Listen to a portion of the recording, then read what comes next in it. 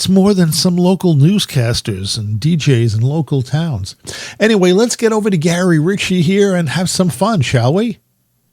11 out. Yeah.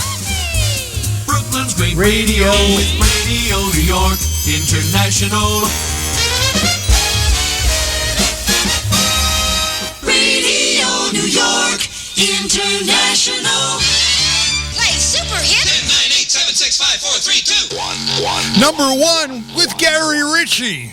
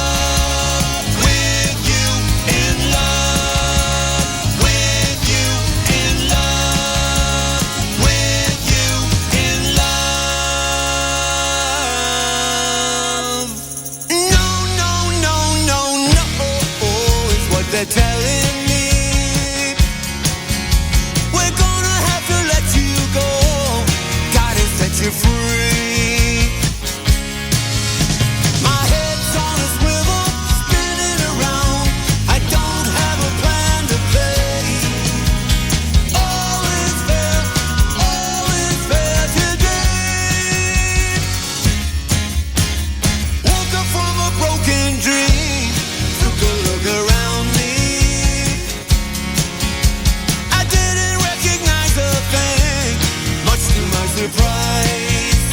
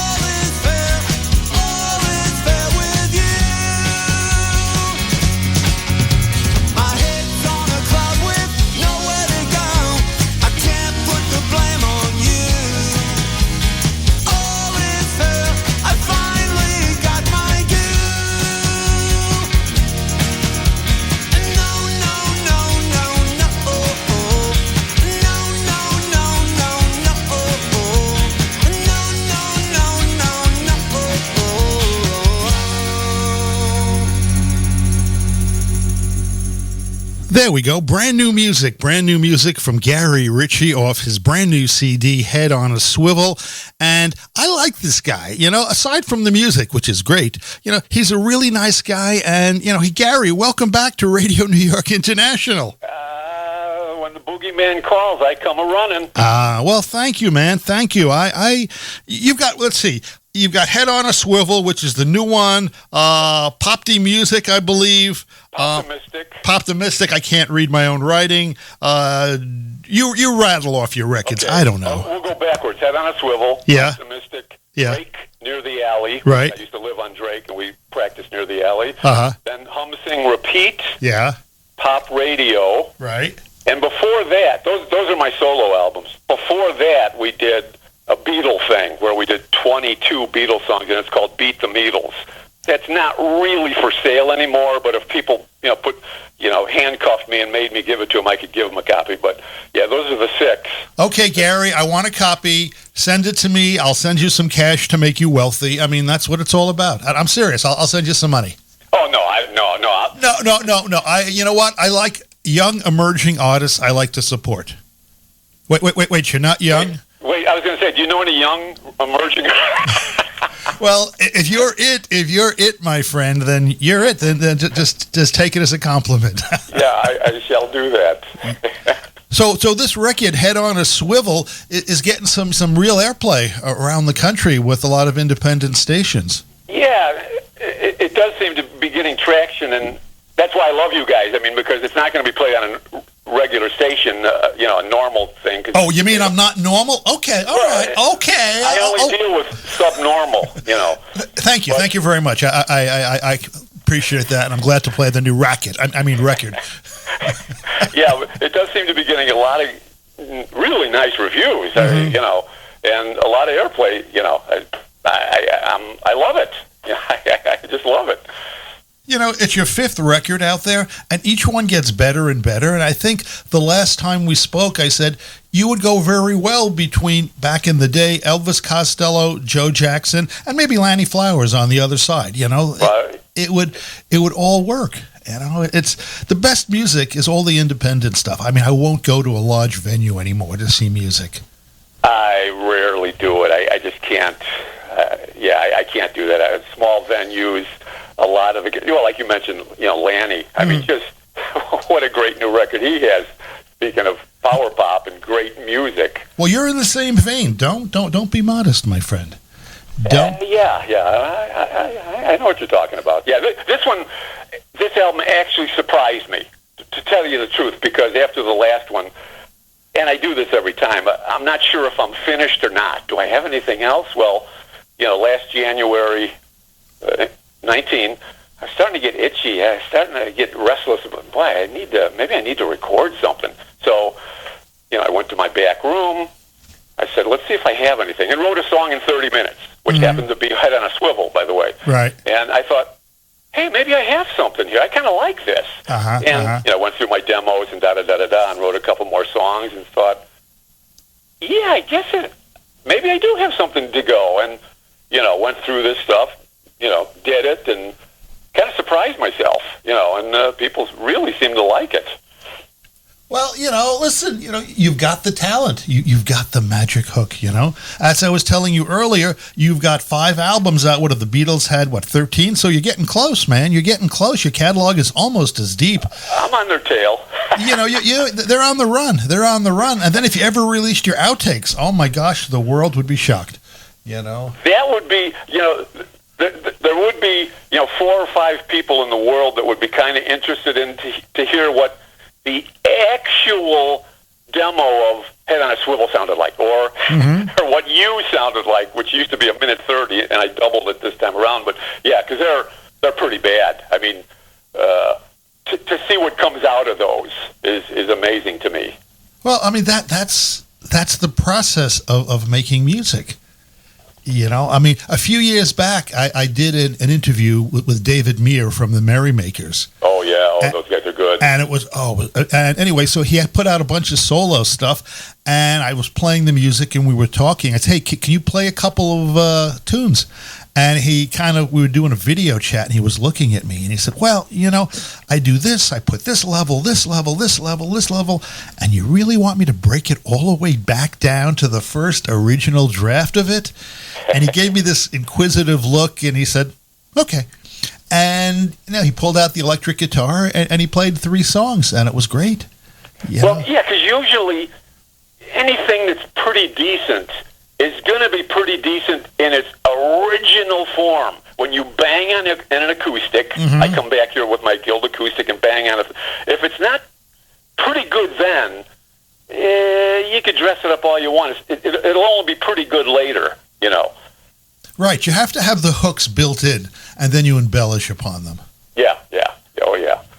So what's the state, Gary, what's the state of power pop music? I like to ask people, and, most people I ask that question to, they say, what is power pop music? Yeah, the underground world, the people you mentioned, there's a lot of it, to me. Yeah. I mean, I'm buying music all the time. I mean, many musicians don't actually buy music, but I buy a ton of music. The Weaklings. I mean, I have that sitting here. Well, that's a great record. Yeah, it is. I mean, the Beatles stuff is the stuff I like the least on it, believe it or not. But the original stuff, I like even more. Me too. I'm with you on that one. The first 2 albums I really liked. They were, really Beatle-y, but I loved them. But this one, I go, wait a minute. They're jumping up a little bit, not banking on the Beatle thing, Yeah, great album. Yeah, I mean, there's just so much music out that never, ever gets heard, and these little independent dog and pony radio stations like mine, play this stuff for a handful of geeks, and that's the fun part, finding out about Gary Ritchie and having your full collection of music. And then when you send me something, I send something back to you. That's like, what radio station does that? Radio New York International. I know. It's always amazing. I mean, last time I sent you the Poptimistic thing, and you sent me that live Dave Clark 5 concert, which I've heard before, but never actually had it on a CD. Yeah. I mean, I got so much stuff here. I've been trying to downsize. It's hard to downsize music.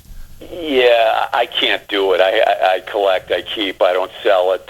Even my old albums, which are actually in very good plus to mint condition, because I don't let anyone touch them. But yeah, I have tons of stuff over here, and I'm buying stuff all the time. It's power pop to the masses. They don't know. They want to hear hip hop, or they want to see some girl with lipstick and dancers and stuff. I don't know, but.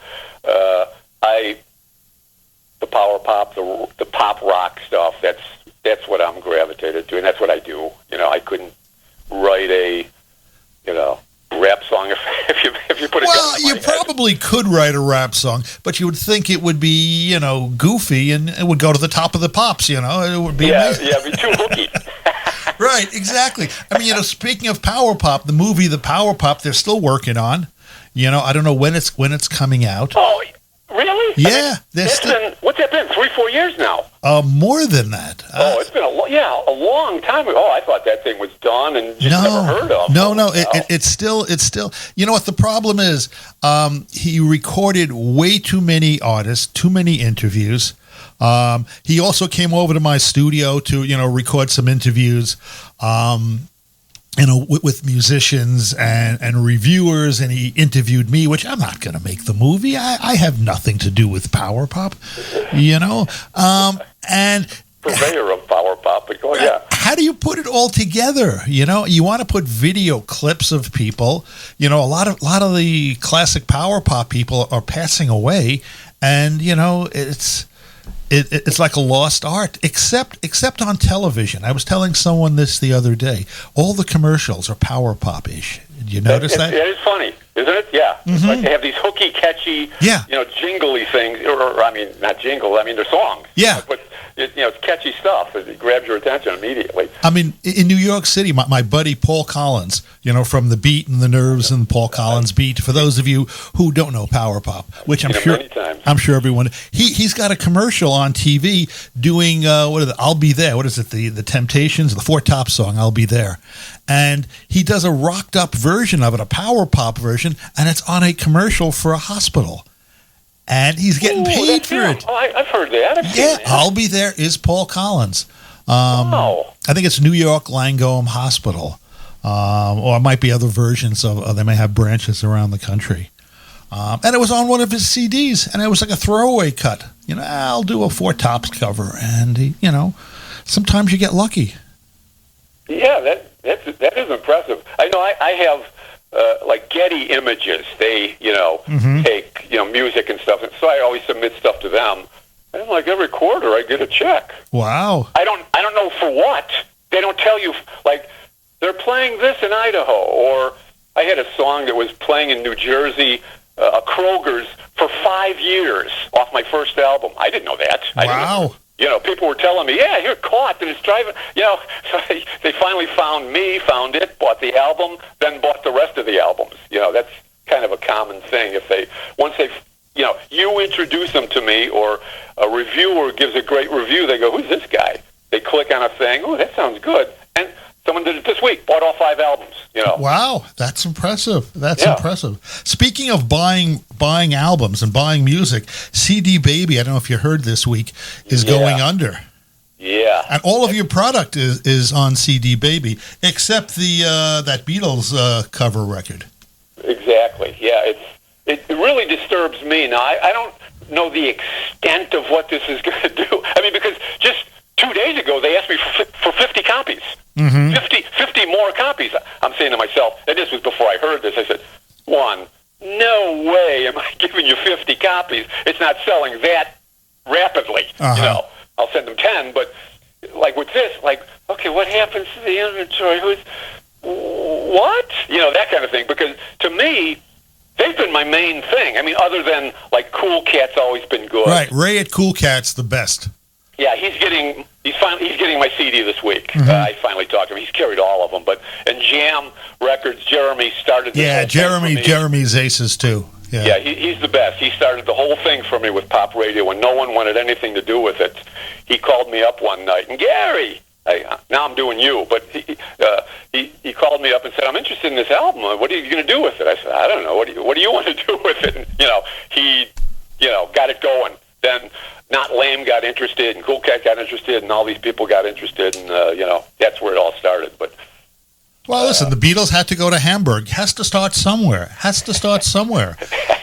Listen, they could have come to Brooklyn, but they wouldn't have made it. Yeah, they heard it. I mean, they would have been playing Murray the K shows at the Brooklyn Paramount Theater with the Shirelles. No, it wouldn't have happened that way. They wouldn't have broken in that way. Nope. They would have heard some great music. Yes, indeed. We're talking with Gary Ritchie here on 11L Radio New York International. Head on a Swivel. So where can they find some of this music other than the late great CD Baby, which I think is running another month? The end of March. After that, I'm not quite sure. But right now, I would say still go to CD Baby. Mm-hmm. Bandcamp, which is good. I've never done well on Bandcamp. I'm not sure why. I mean, a few people buy things, but I totally control it like I do with CD Baby. But CD Baby, Bandcamp, Jam. I've got to give Jeremy, because he has a bunch and he likes to sell Jam recordings. Cool Cat. It's on Amazon. Yeah, it is on Amazon. I did see that. See that. So it's around. If someone punches in my name, they'll find it's in those places, And his name is Gary Ritchie, Ritchie. That's right. There are a few other Gary Ritchies. Is that a real name or is that a stage name? No, that's my real name. Really? Wow. Yeah. I mean, you could have had some long name just to, confuse people. No, I'm kidding. Yeah, it's actually my middle name, which I've never use my first name, ever. If anyone calls me Robert, they don't know who I am. Okay. It's a credit card company calling me, if it's Robert. You gotcha. Hey, can you stick around a little bit? I'd like to spin a couple of tunes, and we can continue our conversation. I'm here for you. Okay, we've got something called Arms Around a Memory, and that's like real 12-string jangly to me. Yeah. Tell me a little bit about it. Well, this was an old track that I had. When I mentioned earlier, I started going through my old demos of, songs to see if I can resurrect any of these things. And there was a version of this song, not the version we're hearing now, but a version with the hook in it. And it was just, about a lost love kind of thing. It's how it really started. But if you dig a little deeper in there, or listen with a different ear, it can be a little political. It can be a little, I'm talking about a certain person. Yeah. Well, I mean, you're from Austin, so I can understand the slant. Okay. Yeah. Okay. So that's where it came, and I just presented it to the guy I work with, Jeff King, and what do you think? Okay, let's give it a spin. Go. Yeah. Gary Ritchie, off the brand new CD. You're tuned to Radio New York International, RNI.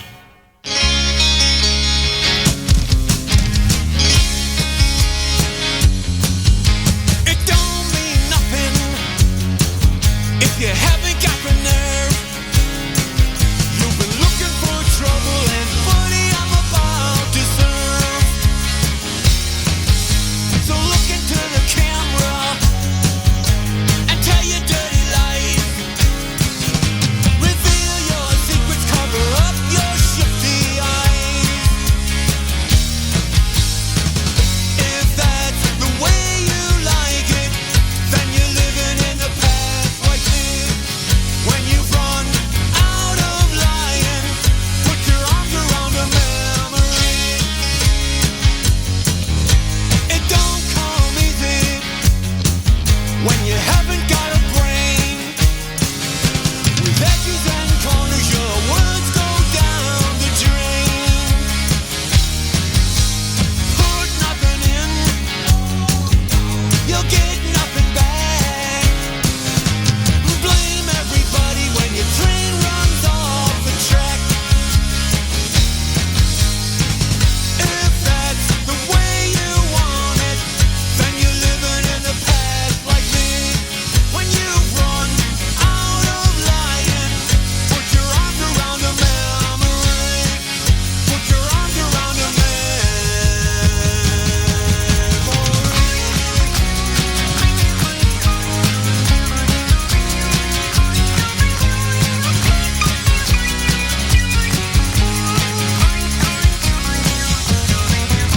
You're coming down fast. That's the way it has to be.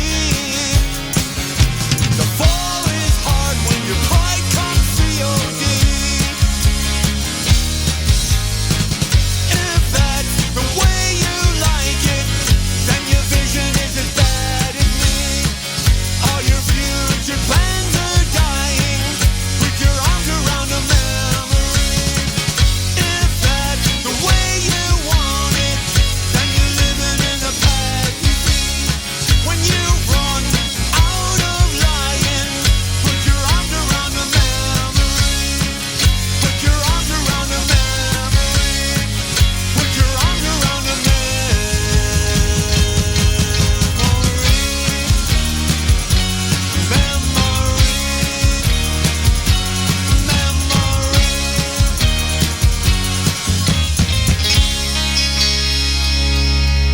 There we go. Brand new music, Gary Ritchie. I like that. I like that song, Arms Around a Memory. And it's music that really needs to be heard. When I was down to Austin a couple of years ago for the International Pop Overthrow Festival, you never made it out there, and I was hopeful that they would be there. Yeah. I've been to a bunch of, mostly in Chicago when I lived there, but I haven't hit any down here yet. I think, I was new to Austin. I had a new home, and I was, probably painting it or something at the time, but, you haven't made one. There's going to be hopefully an IPO festival in Arlington, Texas.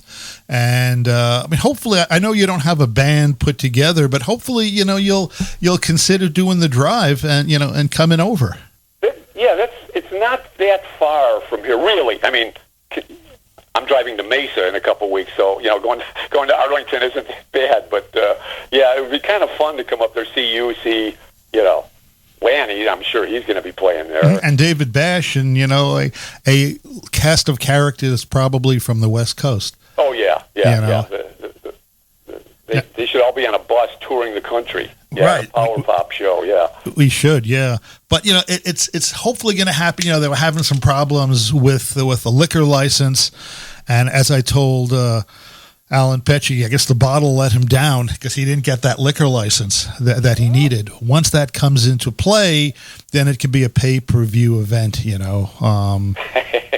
And not a private party, but we could power pop to the masses. Yeah, exactly. I mean, it's hard. It's hard keeping that power pop banner going because all the power pop folks are becoming middle age and beyond. Yeah, the youngsters. Not many of them are actually doing that sort of thing. The catchy short song power pop rockin' thing. They seem to be doing other things. I'm not quite sure what it is, but. I'm hearing a lot of, big, heavy guitars and not a lot of melody going on. I mean, you've got some, like Kurt Baker, and The Connection, those guys, maybe they're in their 40s perhaps, or late 30s, and they're still, and they're still close to, the fun stuff, the good music. Oh, yeah. Those are fun albums. I mean, Baker, and like you mentioned, The Connection, it's like, holy cow, these guys mean business. And Kurt Baker has a radio. I mean, everyone has a radio show now. Really? Oh. Yeah. It's. I mean, I'd say like 40% of all my guests, I've mentioned this before on the air, have radio shows. Well, then I better get on the stick here. I gotta start some sort of podcast or get something going here. I mean, I'm in my 13th year doing this. Oh man! Oh yeah! So you're serious? I'm serious. Another couple of years, I'm going to pass Bonanza. For on the air more years. Well, you're going to pass up Hoss. So exactly. But my radio mentality is the '60s. All my jingles, all my Pam's jingles are from the '60s, and they're created for me. Some of them with Pam's permission, and some of them with Mr. Pam's permission. It's. That's what keeps me going. That's what makes me excited about doing radio, hearing the jingles. You do have the best jingles in the business, I will have to say. Well, I won't disagree with that one, courtesy of John P. Lightning, who's here every other week on the 11L Network, Radio New York International. And LF Midwood is on every Saturday night at midnight on this same frequency. There you go. That's the political plug. Gotta love that, yeah. Yeah, I got it. Well, John Lightning is one side of the political spectrum. Me, and LF Midwood is on the other side of the political spectrum, and I'm the power pop guy getting knocked in the head left and right, with just playing the music, That's, that's the fun stuff, yeah. Yeah, it's a tough business, and I'm really grateful. Every time I see a new Gary Ritchie record, I said, he hoodwinked himself into doing another record, and that's good. That's good. Yeah, it's always a blast to do them. I mean, it is work. I mean, I don't know if people think you just do this and it pops out and it's a nothing thing, but it takes a lot of work to do it right anyways. And, me and Jeff really worked on this one. And even when I brought it to the mastering guy, he called me up. He said, Gare, I can tell you guys really did some detailed work on this because there wasn't a whole lot of mastering to do. I mean, he made it sound better and brought up and all that stuff, but he thought, wow, yeah, you guys doing your homework. No, you definitely are. He's a music person. He knows where it's hard. It's hard to write songs. It's hard. I mean, I've written 2 songs in my life. And one was covered by my buddy Jose Estragos in Madrid. And I'm waiting for him to do the version in Spanish, even though he doesn't know any English. He did it in English. It was amazing. It blew me away. But, it's not easy to write a song. I mean, I can come up with a melody. That's, for me, easy. I can't play an instrument and my memory is shot, so I'll never remember the melody. So therefore, it's I can't do that part. Well, I'm a lot like you then, because I've only written 2 songs. I've just done them 50 times. Right, it's the same song again. It's like the Beatles. The Beatles did everything, and hey, let's get trippy in this one, and let's get this, and let's But you know what? They all sound fresh off the record. Well, yeah. I mean, I'm kind of joking, but yeah, I try to make them sound as fresh and as band sounding as we possibly can do, and it was just a blast doing, especially just the melodies, and I love playing drums, and I just banged away. It's fun. Well, yeah, I mean the drums that's got to be the fun part. The Gripweeds are another band that I follow a lot. Oh yeah, I mean Kurt. Yeah, Kurt is great. Actually, I got to give Kurt another call because I want to chat with him because he re-released his record Giants on the Beach, and he's got an accompanying CD that's really good with outtakes and studio stuff from that album. Oh, I bet you that's going to be fun because those guys again. Every time they come up with an album, it's like, holy cow! I mean, I've got work to do over here. Is what I tell myself. Yeah, it's like, man, these guys are, they're serious. No, I mean, I've seen Kurt do some solo shows and do covers, and he's doing the Dave Clark 5, and it sounds just like the Dave Clark 5. He's doing covers, and it sounds, it sounds perfect. And I've told he's one of the best drummers I've seen. Yeah, he's fantastic. Yeah. Him and the Smithereens are also buddies of mine. I love them. Yeah, what's sorry to what happened to them. But they're still playing together. They're still playing together. Yeah. I mean, I saw them recently with Marshall Crenshaw, and he's great. He's really he brings it to a different level. Cool. Man, I love Marshall. Exactly. Cow. Yeah, I mean, Marshall came to see Lanny Flowers in New York City, which was very cool. That's impressive. Yeah. Because Bill Lloyd is friends with Marshall, and Lanny came down to see him, and I got a chance to talk with him, and he definitely enjoyed the show. Enjoyed the show. A potpourri of pop giants going on over there. Holy cow! It is. Yeah, it was pretty impressive. So hey, Gary, let's spin another tune. This is called Blondes and Bullets. I kind of like this one too. Tell me a little bit about that. Let's see. What can I say? This is brand new. Well, yeah, it's off the new CD. I mean, I just wrote, Head on a Swivel, right? Yeah, and I wanted to do. I mean, it didn't quite come out the way I envisioned it, but I told my guitar player. I mean, I played guitar mostly on it too, but I said I wanted sort of a Faces feel, like Rod Stewart-y, Hot Legs kind of. It didn't turn out that way, but I wanted that sort of a feel, sort of a rock and roll bam bam thing. And it turned a little more into Chuck Berry-ish kind of a thing, but I really liked it. Nothing wrong with Chuck Berry. I mean, no, I love that. I mean, without Chuck Berry, there'd be no Rolling Stones. There wouldn't be half this stuff. So it turned out. Now I just had this phrase because I always have notes and things in my book of. I heard blondes and bullets. Boy, 2 things that are really bad for you. So I wrote a song around that. Don't. Either one of them are going to get you. What's the thing behind it? Gotcha. Okay, hey, listen, we got some brand new music. Gary Ritchie here on the 11L Network, Radio New York International. This is 11L RNI. Featuring Dave the Boogeyman.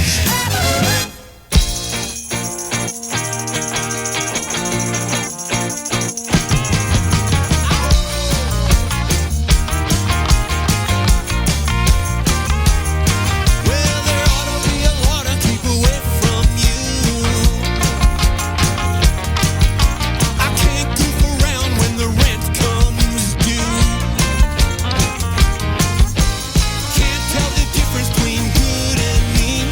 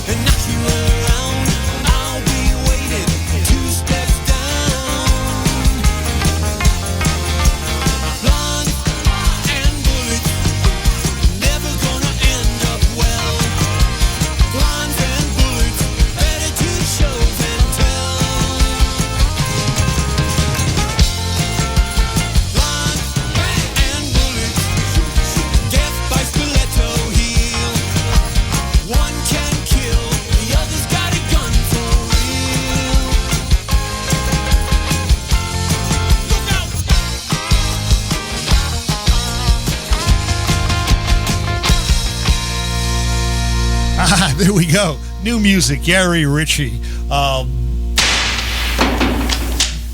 Little extra on there. Well, they got me, yeah.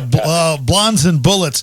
Gary and I were talking off the air about the Dave Clark Five. I still love those guys. You know, not everything is great by them, but what is great just blows me away. Well, yeah, almost all their singles are really good. Some album cuts are pretty good. Right. I mean, I like, a lot of their album cuts, but yeah, most of the albums are pretty kind of bad, actually. Right. A little weak, little lame, but disappointing. And they're very short. I mean, they're like 25 minutes long for an album. Yeah, exactly.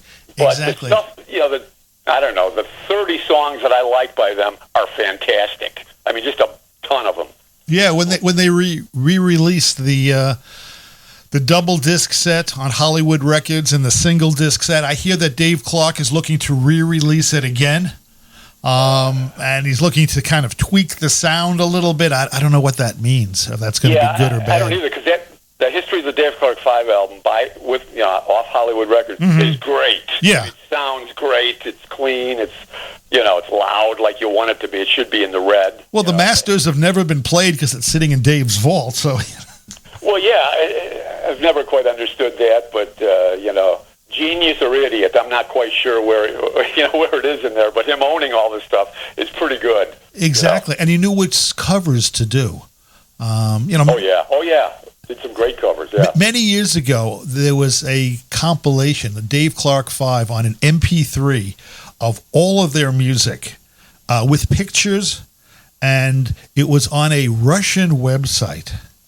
And I said, $20, everything they've ever recorded, just about. I later found out they were missing some deep tracks. Yeah, you go with it, yeah. And pictures and stories. And I said, ooh, I can get this for $20. And look, the Beatles at the Beeb, the entire thing with pictures and other stuff. I said, should I do this? And for some reason, I just felt good about it. So I gave my credit card to a Russian website. And and I said, "Oh shit!" You can curse on RNI. I said, "Oh shit! I shouldn't have done that." And then a week and a half later, both CDs, MP3s come, and they're amazing.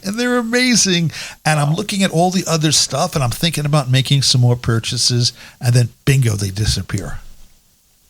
Yeah, because it was probably all illegal, really. Well, of course. He's not going to let you release that stuff. I mean, he's going to come after you. Of course. There's also something funny that my buddy John Lightning sent me. There's a Russian website that lists all of Lanny Flowers' music.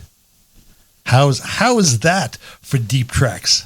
Holy cow. Yeah. And I sent it to Lanny and Victor and Alan Pecci, and, I said, gee, I thought I had the rights to sell all the bootlegs. Russia's meddling in on me now, too, But that's not right. You're the man. Well, listen, it's Boogeyman bootlegs. The way we keep our prices low, we cut out the artist. Simple as that. The middleman's got to make a couple of bucks. Heck with the artist. He's starving. Artist, yeah. He's starving anyway. I got to starve too. It's. Yeah, we just get the glory and the hand claps and the reviews, but no money. Right, exactly.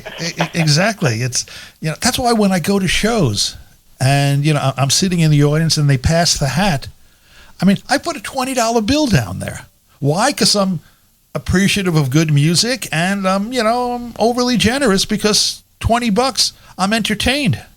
Well, when I first came down to Austin, I'm going to go to this place. Wait a minute. Ian McLaughlin is playing this small club? Wow. Wait a minute, because he's, faces, small face. Yeah, yeah. He's a great piano player. And he played every Tuesday at this tiny club. I don't know if he got any cash for it, but the hat was passed. And wow. like you just said, the 20's got to come out immediately. This is a hero, and he's 5 feet from me. Mm-hmm. And giving it is all. It was like he didn't care. He probably cared that he didn't get in on the Rod Stewart money and all the phases stuff and all that thing. He's in this small club, loving it. Yeah. What a wonderful guy this guy was, but what a player. But yeah, that's what Austin, the first thing with Austin when I came down, I was, what? Ian McLaughlin is right there playing every week? Loved it. I got a chance to see Tommy Keene a few years ago before he passed. Oh, yeah. in a small venue, and he was great, really nice. I did an interview with him. Then I saw the guy who he wrote the Joan Jett song, I Love Rock and Roll. Yeah. I forgot his name, but he was really big. He's still really big in Japan, playing rock and roll to like large stadiums. And in New York, he plays in small little dive bars. And I've totally drawn a blank on his name, so I'll just kind of move forward with that. Maybe it'll jump to you. But yeah, it's always kind of weird when that happens. It's like, a fave of yours or mine or anyone's, and they're just with an acoustic guitar in the corner over there, 10 years later. Like, oh, man. I went to see Mike Smith. Yes, so did, singer. So he did that I. tour with the Rock Engine. Yeah. And in a small club right in 2 blocks Chicago. from my house in Chicago, yeah. Do you have what? Let me interrupt 1 second. Go. Do you have the DVD of that? Yes, I do. Okay, good. Yes, okay. I do. Good. Yeah, because it's really good. I got a copy of this. I was going to pass it on to you. Is it a DVD of like one show? Because I've seen him at a few different venues, but I do have a live thing with him. The band starts and he comes walking up the aisle and comes up with his really cool jacket on. Yeah. I saw him in New York at BB King's, Mike Smith. And nice. Unfortunately, he did more of what were his influences. So he was doing Jerry Lee Lewis, he was doing Little Richard, and I'm like, no, play the hits. And then at the end, he went through the hits, but the Chicago show was better than the New York show. Yeah, I saw him in Chicago, really neat small club, and I also saw him in Indiana. But yeah, I was like a little girl. I mean, I've been accused of that anyways, but yeah, I was like, man, this guy is my guy. I mean, he was really my guy vocally, and that whole thing is like, there he is. Yeah, 2 inches from me, touching him. Him and Mark Lindsay from Paul Revere and the Raiders. I had a chance to meet him at a small show in a small venue, and really, really nice guy. And he released a solo record a couple of years ago. Fantastic album, by the way. And backed by a really good band. Yeah, who they are. Yeah. I believe it was. I'm sorry. Say again. The Doughboys? The Doughboys, yes, which, a cool band within themselves. And I got a chance to come in and watch the sound check because I'm friends with some of the guys in the Doughboys and Monique from Bongo Boy Music, plug Monique. And I'm watching him work with the guys, and he was really nice, really understanding. And basically it was a pickup band. And they made it sound perfect. And after the show, I had him sign my Paul Revere and the Raiders' greatest hits, and I was in heaven. Oh, man. Yeah, I was in heaven. And you know what? I kept saying, hey, can you make more records solo? And he said, quote, unquote, he makes more money doing the cover shows on the cruise liners. Yeah. I could picture that. Oh, yeah, I could picture that. But, I wish he would just step back for his, his own personal head and say, "Hey, I can do this." I mean, Peter Noon does that. He's on the Weaklings' new record, I believe. Yeah, he is. Friday on My Mind. He sings. Yeah, and Peter Noon is a really, really nice guy. I had a chance to meet him, and after the show, I brought up one of his CDs to have signed, and he looked at me, and I looked at him, and he said, "No one has ever given me this CD to sign." Now, here's the contest. Can you name which CD would that be? I'm going to say the Tremblers. A winner. An absolute. I don't have my little bell. Hold on. Wait. Yeah. No, I don't have it here. Oh, down. I normally have. Wait. Say it one more time. The Tremblers. A winner. There we go. And he was so shocked that somebody gave that to him. I said, "This is a great record. You should start making new music again." And he goes, I might. I very well might. That was a really, really good album. I saw him in Chicago when touring that album. It was just... Oh, man, you are lucky. He sang Up a Storm. And you know who's on that album I think he's uncredited. Maybe he is credited. It's Phil from the Rembrandts. Really? Yeah. Oh, okay. It's called Phil Harmonic Solemn. I think that's how they put it on the album. It's not on the CD. The liner notes aren't fully realized on the CD, but on the album, which I have both, Phil Harmonic Solemn. Nice. I mean, And Rembrandt's new album is really good too, by the way. I haven't checked that. I've got to check that out. Yeah, it's a few months old now, but very good. And I think Yeah, Peter Noon also did an EP with Richard X. Heyman, if my memory serves me, which I have on my shelf somewhere. He might. I know he did one with the Red Balloon also. Oh, really? Okay. Yeah, did a song at least, a tune on there, which was really good. Oh, But yeah, he's really good.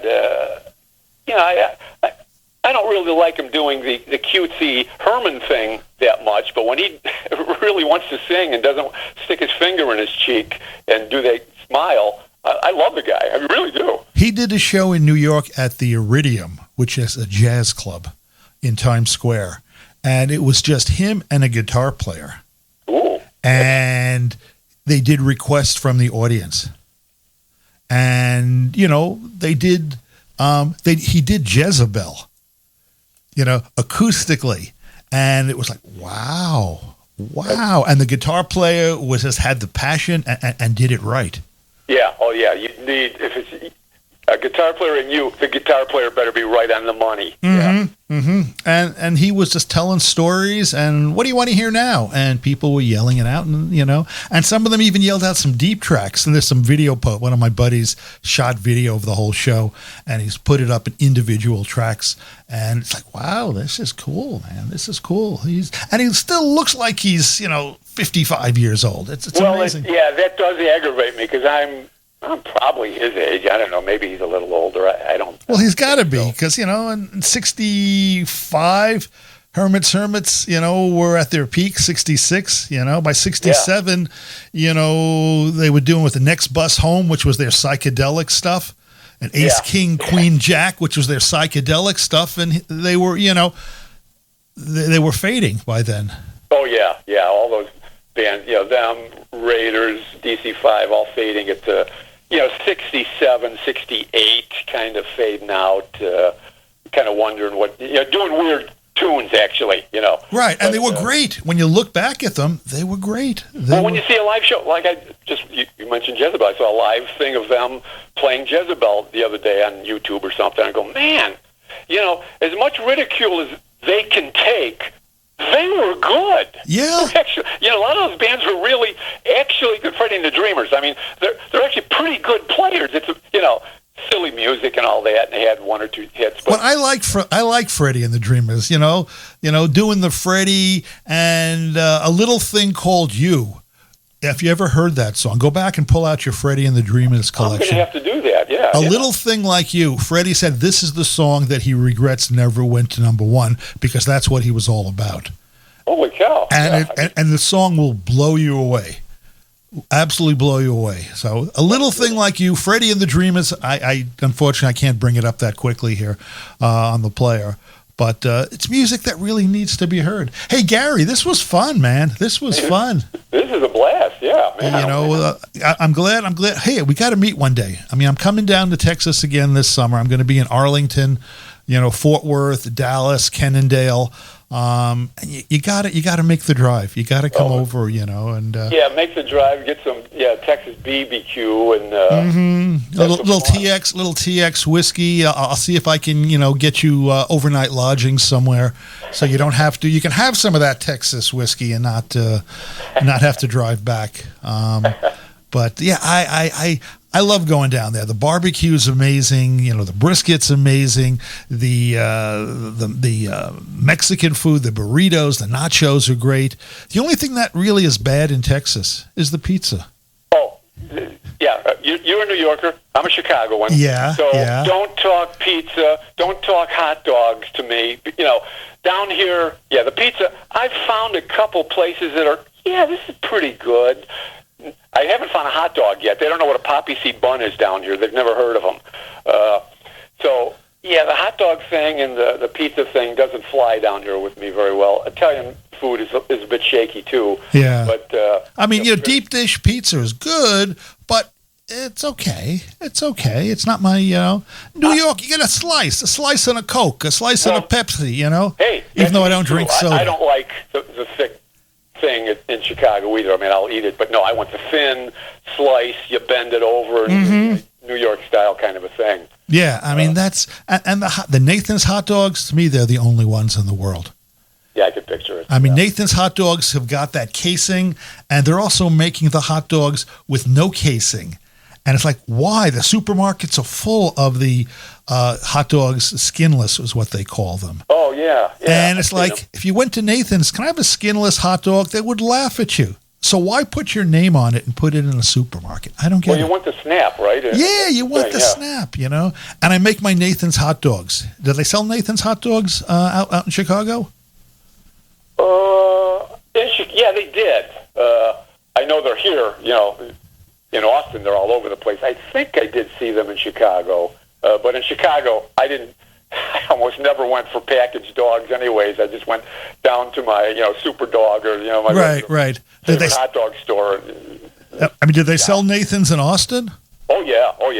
Here's the catch. Buy your Nathan's, with the casing. Pull out your old George Foreman grill that you probably got as a wedding gift I've got one. 400 years ago. Make the Nathan's hot dog on the Foreman grill. Okay? Toast the bun. If you like some onions on it, that's fine. If not, you put some good spicy mustard or honey mustard on there. Oh, yeah, mustard. And it's just as good. Or for me, I like to put a little potato salad on it. That's like a weird, upstate New York thing. Yeah, okay. Anyway, food for thought here on 11L Radio New York International. Yeah, we cover all bases. Now now baseball. Baseball. Okay, are you a Cubby or are you a Sox? Oh, I'm a Cub fan. Okay. Have been for, I think I mentioned to you the last time, which, who would remember that long ago, but last time we talked, I mentioned my first Cub game was with the Brooklyn Dodgers. Wow, are you older than me? I'm older than you, yeah. I'm older than you. I'm 87. Yeah, you got me by 8 months. 8 Darn it. months. No, I don't know. I'm to be honest. Okay, I'm 67 years old. Okay, I'm north of that. Okay. I may not sound it or seem it, but we're middle age in our minds. We're middle age in our minds. But you saw the Brooklyn Dodgers. Very cool. Oh, yeah. When I first walked up the steps as a kid, but I remember it vividly. Uh-huh. Every time I go to Wrigley, I remember it vividly. But walked up the steps, and everything was just so beautiful. Wrigley, holy cow. But it was the Brooklyn Dodgers. I don't remember anything about the game. I remember getting sick of eating hot dogs, popcorn, everything my dad that I wanted, that he bought me. Did he buy you a scorecard and a yearbook? Sure. And you have those? Oh, no. Why? Long gone. Yeah, I mean, as a kid, Shame on you. Yeah, now, I mean, I collect all kinds of stuff now. I mean, or for the last 30 or 40 years, like tapes and weird recordings of, heck, when I was in the Army, I used to record us talking in the barracks. I mean, that kind of stupid stuff that no one would want to hear but me. But, yeah, a lot of that stuff. But, yeah, the very early stuff when I was a hot shot, Well, you wanted to be the Chicago Cubs' next shortstop. Well, I did. That was my, when the Beatles came out in '64, I didn't jump on that immediately. I was still a baseball player, a sports guy, but especially a baseball player. And then the DC-5 came out, and my brother was in a band, and I thought, boy, this is kind of neat. So music started sneaking in, and then it became 50-50. And then I was 75. The Monkees came on. And I was 75-25. Now I still go to a batting cage every once in a while, and in my head, I still want to be the shortstop. But music took over, and I ran with it. Just loved it and the whole thing. I mean, that's what I love to do. But yeah, I've always been a sports guy, Cub fan. I'm not quite sure what they're doing this year, but we'll see what's going to go on there. I mean, for me, I was always a Yankee fan, and my first baseball game was at the Polo Grounds. My dad was a Met fan.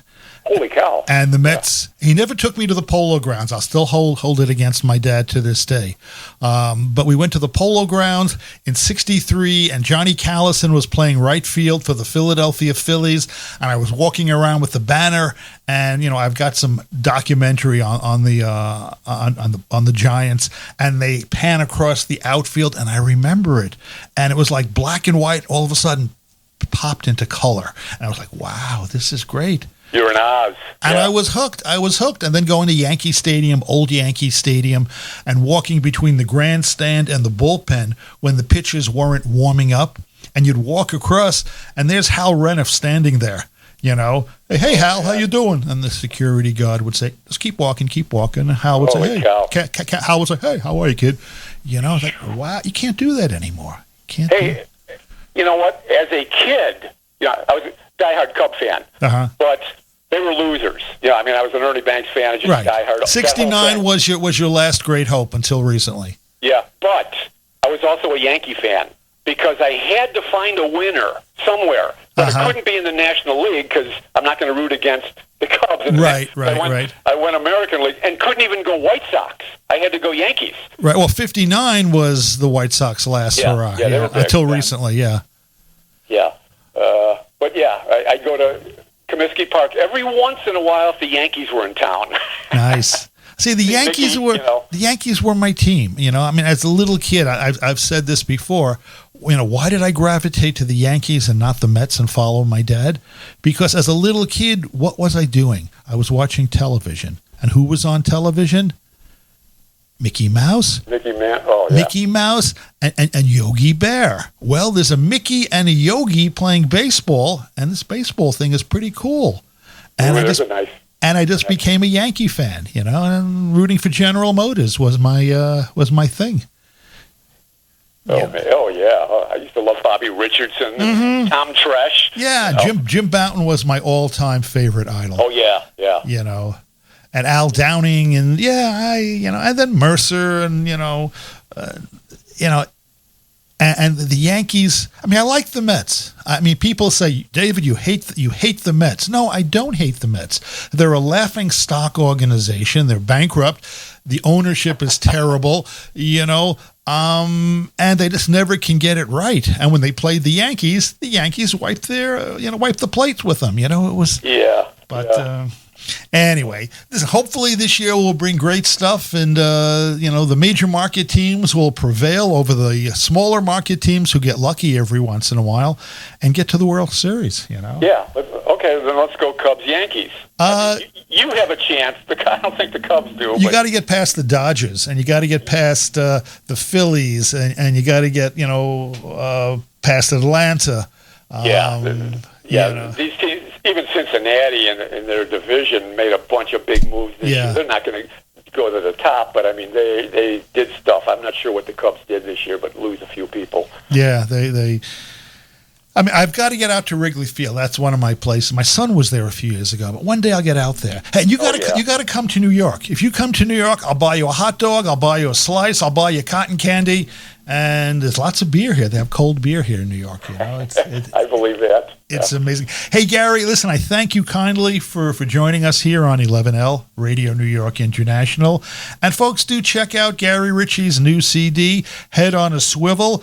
Go over to CD Baby right now before they leave and pick up. Are they going to mail all those CDs back to you, whatever you don't sell? No, see, I've read into the thing a little bit. They said, no, they're still going to let you know when they're down to CDs, and they're going to want us to send them in. But I'm going, send them in for what?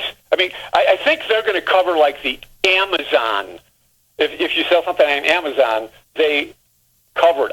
Again, I'm not really sure how this is going to work, because I thought, well, what? They're not going to send the CDs back or throw them in the garbage. What are they going to do with them?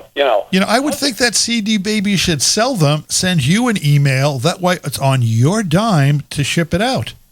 Exactly. That would make more sense. They're just the broker, and they get a little piece of the action, and you're the guy who has to pay the postage, and that would kind of make sense. But their business model didn't work, unfortunately.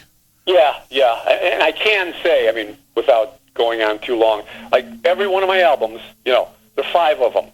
Every one, and I believe in CD Baby all the way, but every one is sold less than the last one. Right down the line, I'm going, boy, yeah, people aren't buying CDs anymore. People aren't buying this stuff. They're not even downloading my stuff that much. But everyone, and this one included, which might be my best album. I'm not sure about that, but... When is the greatest hits coming out? I've actually thought about that. With a bonus track, so people have to buy it, Well, no, it would have to be like 3 or 4 new songs. Yeah. And a best of, whatever that would be. That's a little presumptuous on my part. And some live outtakes somewhere, and live at IPO Austin, and a video thing, and a snippet from Dave the Boogeyman in there, just a little interview, right, just something, that kind of just stuff. something. Hey, Gary, listen, we're going to spin one more song. This is called Record Store, and cool. Obviously everyone, used to know about what record stores are. Now they're really hard to find. And you mentioned the Dave Clark 5 and the Monkees and the Rarities and all that stuff, and those were the days. You'd go into the store and just flip through the albums for hours and hours and find stuff. Man. That was fun. That was a blast. There was one record store that every once in a while they'd put in something for free. And if you look through every record, you would find that free record. Wow, that's a cool thing. And but they wouldn't give it to someone who came in for 2 minutes and found it immediately. You had to really, spend a half hour in the store looking around. You had to buy something at least to get that free record. They're monitoring the people that come in. Right, there's a time clock going on. There's video monitoring in its early days. But that guy's been there 30 minutes. He's good now. He's good. Now he can get something for free. Well, when I used to sell baseball cards, kids would come to the table and they would look through it. I'd always give the kids some baseball cards. Here you go. It's.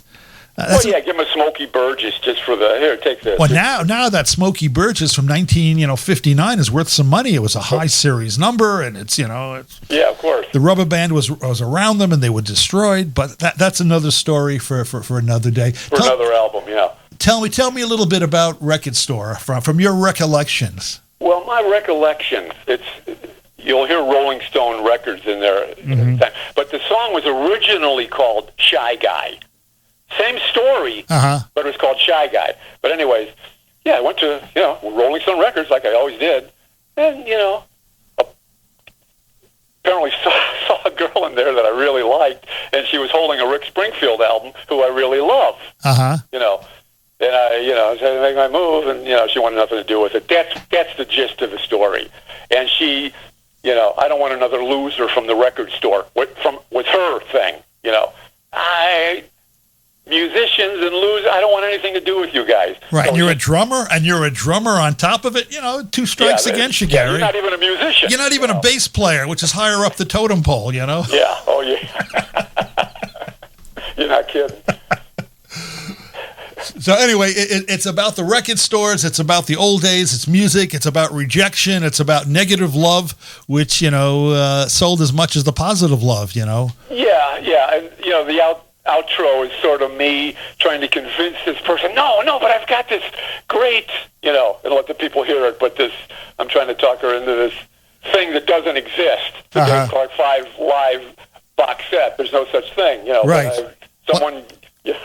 Well, I sent you a Dave Clark 5 Live, and that's the only thing that's ever existed. And it's a really crappy recording, but it's there, and they played their instruments. Yeah, it's you could tell. Yeah, it's not bad. But yeah, you'd really. I'd love to have heard some real recordings by them. Officially recorded. Who knows if that even exists? There's got to be outtakes.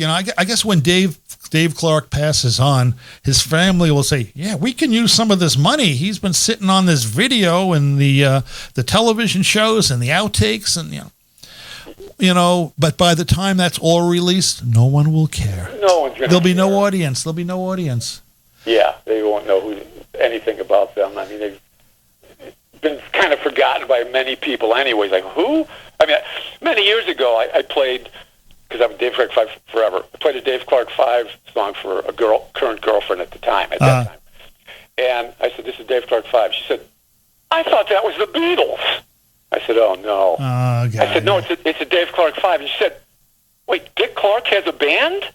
I said, "No, not Dave Clark." So that's that was bad. I was a little older than her. And you say, "Oh, no." Oh, that's who, the Beatles? Oh, that's Paul McCartney's band. Right. Yeah. Oh, boy. Yes. The music industry. You know what? We're aging out. You know, it's like when Benny Goodman started aging out. You Yeah. know, and Duke Ellington and Count Basie and Louis Armstrong. I mean, we've got that same reverence for the music. You know, that our parents did back in the day. It's true. Yeah. I mean, this generation. Yeah, we're just hanging on to it. It's going to go away pretty soon. It is. Anyway, on that happy note, Gary, I always a pleasure. Hey, you got to come to New York. You're always welcome to come to New York. And, you know, if you do find your way up to New York, you're welcome to crash at the 11L RNI studio. I will hunt you down, my friend. The pizza is the best. The hot dogs are the best. And baseball is at its best here in New York. Love it. Love it. Hey, Gary, be well, be happy, be safe, and good luck with the brand new CD, Head on a Swivel. And this is my alternate hit, my bizarro hit. This should be the top of the pops. Record store, Gary Ritchie, here on the 11L Network. 11L.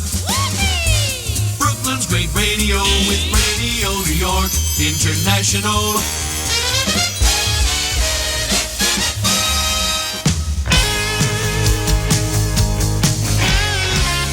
Pretty girls go to record stores. I saw one today. I said hello at the record store. She said go away. She was standing Rick Springfield in hand, and her red shoes were on. Then I said, but I'm in a band. And then she was gone. And then she was gone. Don't leave me standing by the record machine. I know it's bad timing. That's what she said to me. I don't want another loser from the record store. I don't really mean to treat you this way. All I ever met were losers from the record store. So please go away.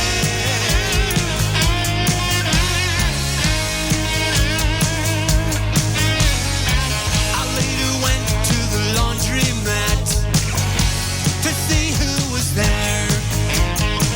And there she was, red shoes and her hat. I pulled up a chair.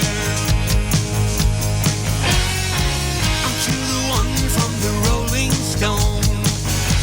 I said with a smile. She said, yeah, but I'm here all alone.